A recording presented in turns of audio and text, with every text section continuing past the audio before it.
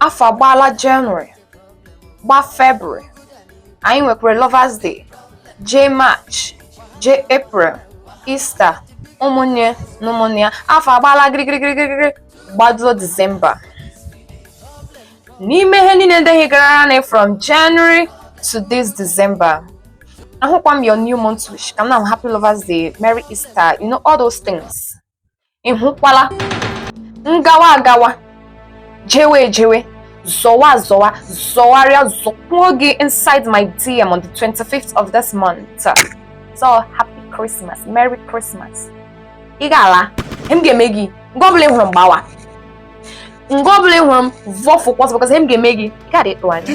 Let's be guided. Onye ọbụla respect chọm noise, chọm mkpọtụ from any angle. Ị mara otu shi nọrọ kemgbe afọ kwa bido, nọrọ ebe ehi, abịakwala binye onye ọbụla nsogbu.